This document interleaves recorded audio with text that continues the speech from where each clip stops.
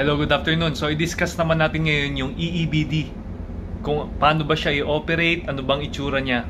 So, mga mates, ito ang EEBD natin, no? Training EEBD natin to. So, meron diyang instruction, basahin ninyo. Napaka straightforward lang naman ito eh. So, meron itong pressure gauge ulit para malaman nyo kung ilan ang laman ng kanyang cylinder. Tapos dito may mga drawing ng instructions kung paano ang gagawin. So, ganun lang, i-shoot mo lang sa leeg mo yung face mask and then ito-turn mo yung knob. Okay?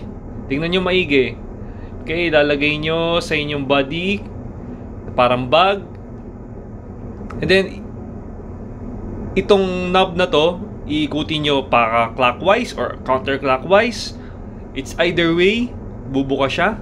And then ito naman yung face mask niya. Yan naman yung isusuot mo sa iyong ulo para makahinga at makatakas. So tandaan na, ang EEBD is for escape only at hindi pang firefighting. Okay, kung nagustuhan niyo yung video natin about EEBD, about KABA, i-comment nyo dyan. Kung may tanong kayo about sa mga ito, comment lang din kayo. And thank you very much for your time.